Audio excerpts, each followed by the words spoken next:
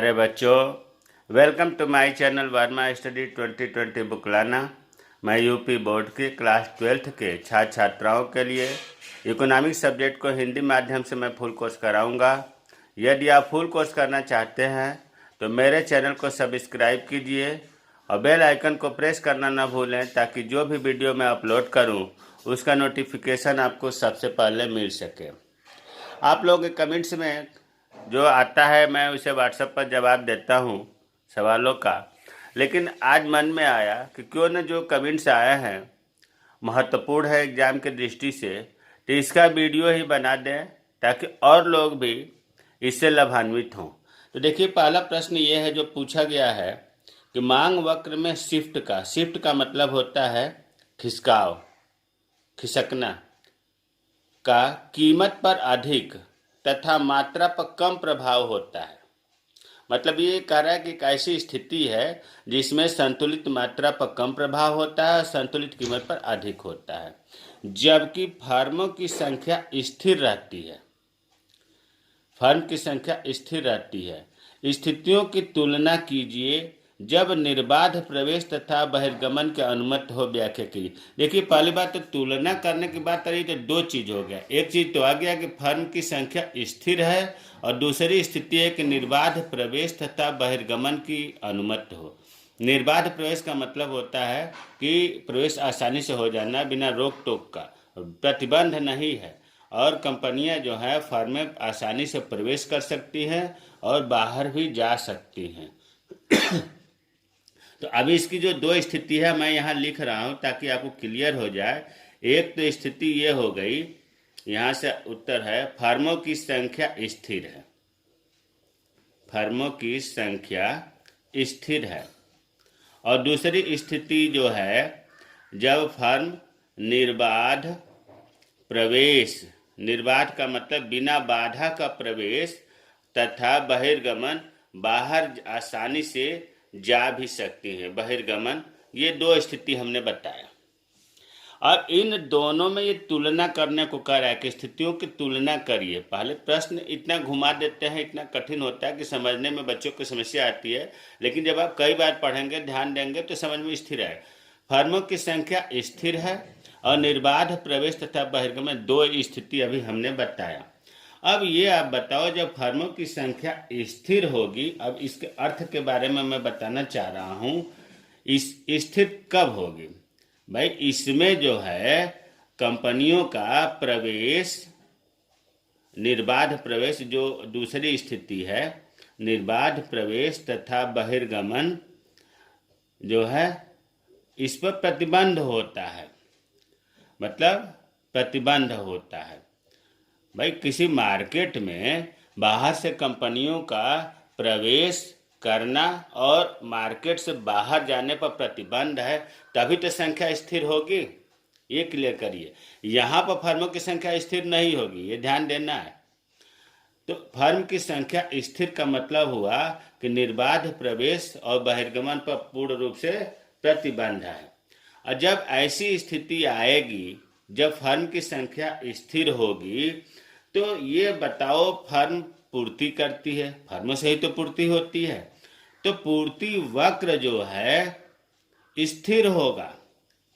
पूर्ति वक्र स्थिर इसलिए होगा क्योंकि पूर्ति, जब कंपनी नहीं रही है तो पूर्ति कहाँ से होगी? तो पूर्ति वक्र जो है स्थिर होता है, फर्मों की संख्या स्थिर होती है, तो मांग तो बढ़ेगा घटेगा, लेकिन सप्लाई नहीं बढ़ेगी घटेगी। तो इसमें जो है पूर्ति में वृद्धि या कमी नहीं होगी। ये चीज एकदम क्लियर हो जाना चाहिए, वृद्धि या कमी नहीं होगी।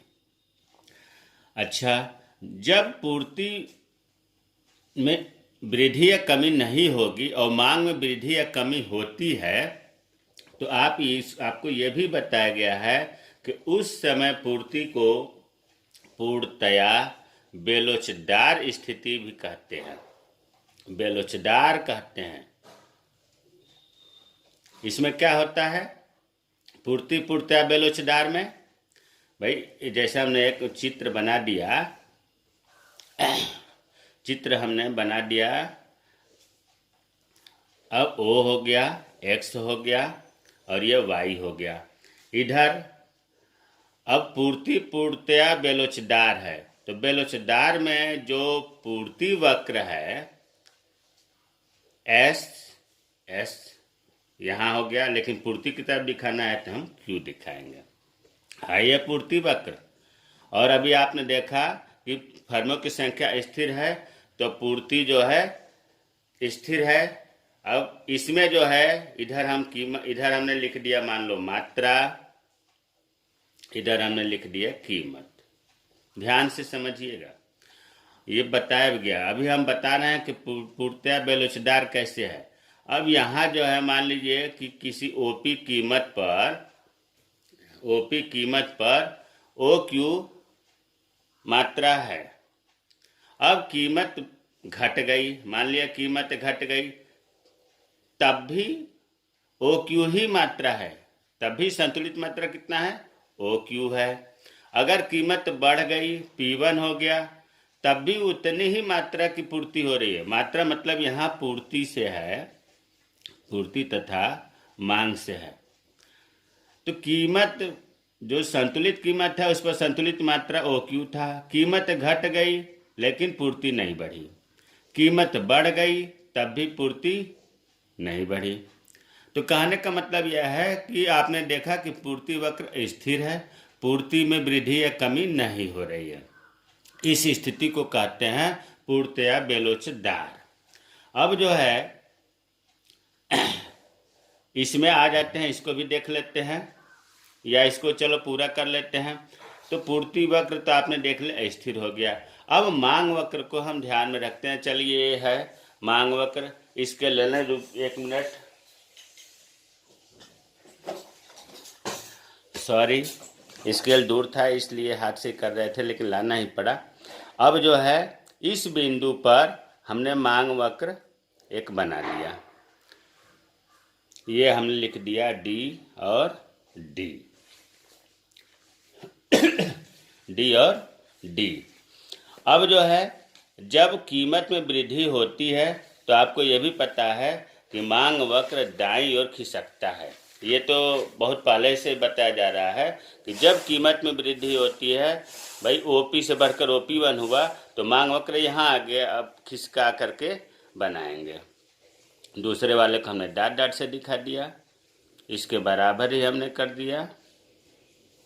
ये हो गया D1, D1 देखो इतना खिसक गया, दाहिने साइड में वृद्धि हुआ तो। और अगर कीमत में कमी हो गई तो ये मांग वक्र बाईं ओर खिसकेगा, यह भी आपको पहले बताया गया है। ये हो गया D2, D2 बाईं ओर खिसक गया। अब जो है आप इसमें देख रहे होंगे कि ये जो है पूर्ति सब जगह बराबर है। भाई इस पर भी OQ था, OP हुआ तब भी इतना ही है, और OP1 हुआ तब भी इतना ही है। इतना ये बाएं कीमत कम होने पर खिसक गया। अब अगर निर्बाध प्रवेश तथा बहिर्गमन है, इसका मतलब कि यहाँ पर जो है हम भी इसी तरह से इसका भी चित्र बनाकर देखिए तो अभी समझ में आ जाएगा। दोनों की तुलना हो रही है ना। यहाँ हमने लिख दिया O, X, Y, उसी तरह से जैसे इसमें लिखा था मात्रा, पूर्ति तथा मांग, या मांग तथा पूर्ति, इधर लिखेंगे कीमत। अब यहाँ पर आप देख रहे हो कि कंपनी मान लिया किसी P कीमत पर संतुलन, OP कीमत संतुलित कीमत कहा जाएगा, और हमने इसे मान लिया Q। अब जो है यहाँ पर आप ये देख रहे हो कि कंपनी जो है आसानी से प्रवेश कर सकती हैं, आसानी से बाहर जा सकती हैं, लेकिन निर्बाध जहाँ प्रवेश होता है वहाँ सामान्य लाभ ही प्राप्त करते हैं। सामान्य लाभ का मतलब हुआ कि जैसे कीमत बढ़ा, मान लो कि यहाँ आ गया कीमत OP1, तो कंपनी ढेर सारी पहुँच जाएंगी, फिर घट के यहाँ आ जाएगा इस P पर ही। कीमत घट गई तो इसमें से कंपनी बाहर चली जाएंगी, क्योंकि रोक टोक तो है नहीं। जब बाहर चली जाएंगी तो पूर्ति कम होने लगेगी, फिर ये कीमत कुल मिलाकर के कीमत जो है समान मतलब स्थिर रहता है। अब जब स्थिर रहता है और मांग जो पूर्ति जो है ये बढ़ती घटती है। अब ये आपका जो बना है ये पूर्ति वक्र है, क्योंकि पूर्ति घट भी सकती है, कभी बढ़ भी सकती है। मान लो इधर पूर्ति बढ़ गई, इधर कम हो गई। यहाँ हमने कर दिया Q1, यहाँ हमने कर दिया Q2। जहाँ कंपनी या फर्म आसानी से प्रवेश कर सकती हैं या आसानी से बाहर जा सकती हैं, वहाँ पर स्थिति जो होती है ये पूर्णतया बेलोचदार थी, तो ये स्थिति कही जाएगी पूर्णतया लोचदार। पूर्णतया लोचदार में होता क्या है कि कीमत पर कोई प्रभाव नहीं पड़ता है, लेकिन पूर्ति की मात्रा पर प्रभाव पड़ता है। तो यही चीज इसमें कह रहा था। अब इसमें जो है इसमें भी देख लें। चलो पहले ये था मांग रेखा, हमने डिमांड वक्र खींच दिया, डी हो गया। अब मांग इधर भाई इसमें कीमत तो बढ़ नहीं रहा है, पूर्ति बढ़े तो फिर अब दूसरा मांग बढ़ेगी तो पूर्ति मांग वक्र दाहिने खिसकेगा, D1 हो गया। इस पॉइंट को ध्यान में रख करके इधर अगर मांग कम हो गई तो पूर्ति वक्र बाईं ओर खिसकेगा। तीर दिखा देते हैं, ये बाईं ओर खिसका है, ये दाईं ओर खिसका है। तो आपने ये देखा कि जहां फर्मों पर निर्बाध प्रवेश तथा बहिर्गमन की स्थिति थी वहां पर पूर्तिया लोचदार की स्थिति हो गई। अब निष्कर्ष क्या निकला? निष्कर्ष जो बहुत ही महत्वपूर्ण है, यही तो पूछना चाह रहा है इसमें।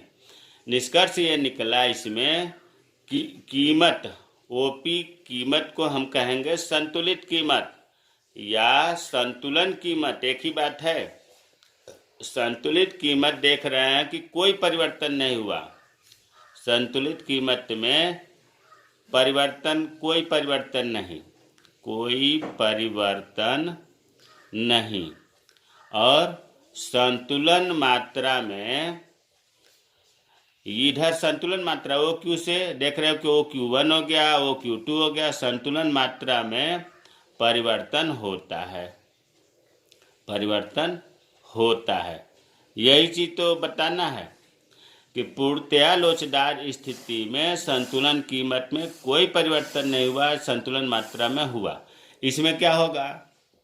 इसमें निष्कर्ष निकालेंगे तो संतुलित जो कीमत है, आप ये देख रहे हो कि संतुलित कीमत में परिवर्तन हो रहा है, परिवर्तन हो रहा है। और संतुलन मात्रा में या संतुलित मात्रा एक ही चीज है, मात्रा में इसमें परिवर्तन नहीं हो रहा है, परिवर्तन नहीं हो रहा है। अब फिर प्रश्न को देखो, मांग वक्र में शिफ्ट का कीमत पर अधिक, इसमें अधिक तथा मात्रा पर कम प्रभाव। हम तो ये कह रहे हैं कि इसमें मात्रा पर प्रभाव तो पड़ ही नहीं रहा है, कम कहाँ? प्रश्न में कम भले लिखा है लेकिन प्रभाव पड़ नहीं रहा है मात्रा पर, और इसमें कीमत पर प्रभाव नहीं पड़ रहा है। तो प्रश्न के हिसाब से जब फर्म की संख्या स्थिर होगी तो आपने देख लिया कि पूर्ति पूर्णतया बेलोचदार होगी, संतुलन कीमत में परिवर्तन कुछ नहीं हो, परिवर्तन होगा और संतुलन मात्रा में कोई परिवर्तन नहीं होगा। और निर्बाध तथा प्रवेश की स्थिति में पूर्णतया लोचदार की स्थिति होगी। इसमें संतुलन कीमत में कोई चेंजिंग नहीं होगा, संतुलन मात्रा में चेंजिंग होगा। देखो संतुलन कीमत में कहाँ परिवर्तन हो रहा है? केवल मांग में या पूर्ति में परिवर्तन हो रहा है। तो ये प्रश्न आपका 2 चित्र बनेगा, उम्मीद है कि समझ में आ गया होगा। अब देखो इसी प्रश्न को दूसरे रूप में कैसे पूछा जाएगा, उत्तर यही होगा, बाजार फर्मों की संख्या स्थिर होने पर। एक ये स्थिर का हमने दिखा दिया, और दूसरा निर्बाध प्रवेश तथा बहिर्गमन की स्थिति, ये हमने दिखा दिया निर्बाध प्रवेश तथा बहिर्गमन की। मांग वक्र का स्थानांतरण मतलब खिसकाव, शिफ्टिंग का संतुलन पर प्रभाव की तुलना कीजिए। संतुलन कीमत का प्रभाव पूछ रहा है, संतुलन मात्रा का प्रभाव पूछ रहा है, इसमें संतुलित कीमत का और संतुलन मात्रा का प्रभाव बताना। तो इस प्रश्न का भी उत्तर यही होगा, दोनों चित्र बनेंगे। इसी प्रश्न को इस ढंग से भी पूछा जा सकता है। तीसरे प्रश्न को, जब पूर्ति पूर्ण बेलोचदार हो, अभी हमने पूर्ण बेलोचदार का बताया, और मांग में वृद्धि या मांग में कमी हो रही हो, एक बार दाएं खिसकाओ वृद्धि करके, एक बार बाएं खिसकाओ कमी करके, संतुलन कीमत और संतुलन मात्रा पर क्या प्रभाव पड़ता है आपने ये देख लिया कि पूर्णतः बेलोचदार स्थिति में संतुलन कीमत में परिवर्तन होता है, संतुलन मात्रा में कोई परिवर्तन नहीं होता। इस सवाल में केवल ये चित्र बनेगा क्योंकि पूर्ण बेलोचदार की स्थिति दे दिया है, ये नहीं बनेगा तीसरे में। अगला है, जब पूर्ति पूर्ण लोचदार हो, इसको पूछ रहा है, पूर्ण लोचदार हो और मांग में वृद्धि या मांग में कमी हो रही हो तो संतुलन कीमत और संतुलित मात्रा पर कैसे प्रभाव पड़ेगा, हम ये चित्र बनेगा, इसी की व्याख्या कर दो। तो हमें उम्मीद है कि जो 4 प्रश्न है आपको अच्छी तरह से समझ में आ गया होगा। दूसरा प्रश्न जो कमेंट्स में आया है कि नीचे दी गई एक काल्पनिक मांग और पूर्ति अनुसूची विचार कीजिए। अनुसूची का मतलब होता है सारणी, टेबल, तालिका, इसके कई अर्थ हैं। सवाल दिया है कि x की कीमत 2, 4, 6, 8, 10 रुपये, मांग है 100, 80, 60, 40, 20, पूर्ति है 20, 40, 60, 80, 100।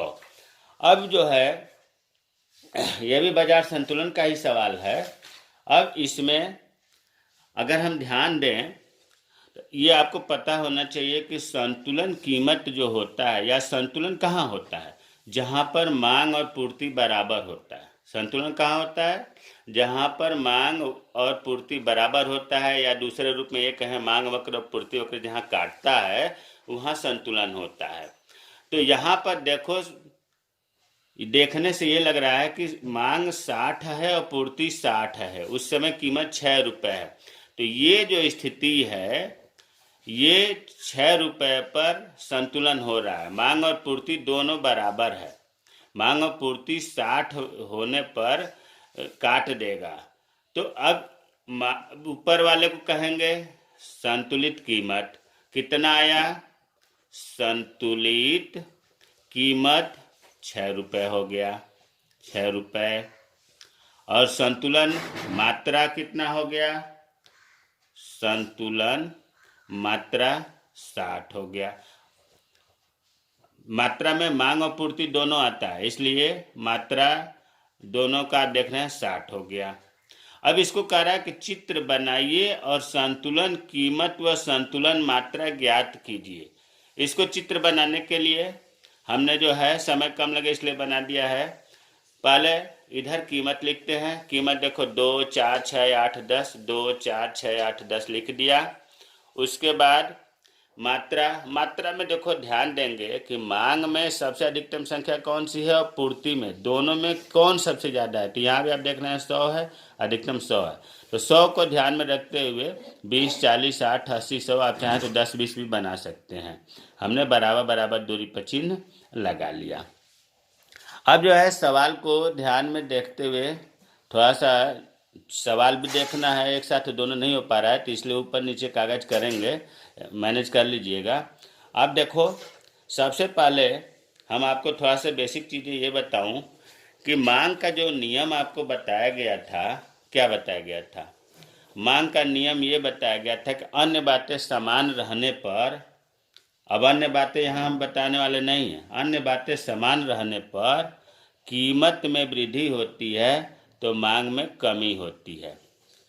कीमत में वृद्धि होती है तो मांग में कमी होती है, और जब कीमत में कमी होती है तो मांग में वृद्धि होती है। विपरीत संबंध होते हैं, ये आपका जो है मांग का नियम है।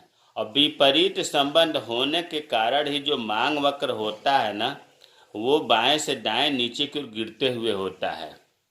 अब इसी तरह से पूर्ति का नियम पर भी थोड़ा सा ध्यान दे दो। पूर्ति का नियम क्या है, अन्य बातें समान रहने पर जब कीमत और पूर्ति, जब कीमत में वृद्धि होती है तो पूर्ति में भी वृद्धि होती है, जब कीमत में कमी होती है तो पूर्ति में भी कमी होती है। इन दोनों में सीधा संबंध या प्रत्यक्ष संबंध होता है। इसीलिए पूर्ति वक्र जो है इस तरह से नीचे से ऊपर की ओर उठते हुए होता है। तो अब ये चीज़ क्लियर हो गया होगा। अब जो है सबसे पहले हम मांग का ध्यान रखेंगे, मांग वक्र बनाएंगे। तो देखो मांग वक्र जो है 2 का 100, अब ये 2 है और ये 100 के ऊपर हम, चलिए अब चित्र नीचे हो रहा है इसलिए सवाल नहीं दिख पा रहा है। 2 का 100 हमने 100 पर चिन्ह लगा लिया इसके सामने। उसके बाद आगे है 4 का 80, तो 4 के सीध में और 80 के सीध में हमने यहाँ लगा दिया 4 का 80। उसके बाद आप चाहें तो इस तरह से मिलाते भी सही है, मैं हाथ से मिला दे रहा हूँ, और 4 का 80, ठीक है। इसके बाद 6 का 60, ये 60 है और 6 60, 6 का 60, ठीक है। स्केल से आप खींचिएगा। 8 का 40, ये हो गया 8 का 40 हो गया, और 10 का 20, 10 का 20। अब ये जो पॉइंट है इसको ध्यान में रखते हुए हम लाइन जब खींचेंगे तो ये हमारा होगा मांग वक्र। मांग वक्र बन गया। अब पूर्ति वक्र बनाना है। अब पूर्ति का ये वाले डाटों को ध्यान रखेंगे, 2 का 20, 4 का 40, 6 का 60, 8 का 80। तो चलिए अब पूर्ति वक्र 2 का 20, तो देखिए 2 का 20 ये पॉइंट पहले से ही है, मिल गया है 2 का 20। उसके बाद है 4 का 40, 4 का 40 ये पॉइंट मिल गया, 4 का 40 ये खींच देंगे इस तरह से। 6 का 60, 6 का 60 ये हो गया। अब 8 का 40, देखिए 8 का यहीं तक है लेकिन 40, 8 का 80 है, 8 का 80, तो 8 के सामने और 80 के सामने जैसे सब मिला रहे हैं वैसे इसे भी मिलाएंगे, कोई नई बात थोड़ी ना बता रहा हूँ। 8 का 80 हो गया, और उसके बाद 10 का 100 है, तो 100 के सामने यहाँ आ गए और इस तरह से इसे 10 का 100 हो गया। अब इन पॉइंटों को ध्यान में रखते हुए जो है हम पूर्ति वक्र खींचेंगे, इसको एस एस कहेंगे। तो एस एस ये आपका चित्र कंप्लीट हो गया। और यही कह रहा है कि चित्र बनाइए, संतुलन कीमत व संतुलन मात्रा ज्ञात कीजिए। संतुलन कीमत तो आपको सवाल देखने से, देखो 6 संतुलन की, इसी पर मांग और पूर्ति काट रहा है, ये संतुलन बिंदु है और इधर कीमत है तो 6। ओ यहाँ पी लिखते थे तो ओपी बोलते थे, तो ओपी कितना आया 6, तो वही हम लिखे हैं यहाँ पर संतुलन कीमत 6 रुपये। और इस जहाँ काट रहा है इस पर 60 आ रहा है, ओ क्यू संतुलन मात्रा कहा जाता था, यहाँ 60 है तो संतुलन मात्रा 60 हो गया। तो ये पूछ रहा था संतुलन कीमत व संतुलन मात्रा। इस प्रकार से प्यारे बच्चों 4 उधर क्वेश्चन और एक ये 5 आज हमने बताया। ये आप लोगों के कमेंट्स में पूछा गया था, मुझे उम्मीद है कि समझ में आ गया होगा। अगर फिर भी नहीं समझ में आया है तो फिर कमेंट्स करिएगा, फिर मैं बताऊंगा। मुझे उम्मीद है कि समझ में अच्छी तरह से आया होगा। मेरे चैनल को सब्सक्राइब कीजिए। उन बालकों को बताइए जो पढ़ते हैं इकोनॉमिक्स और ट्यूशन नहीं पढ़ पा रहे हैं तो उनका भी लाभ होगा। जय हिंद, जय भारत।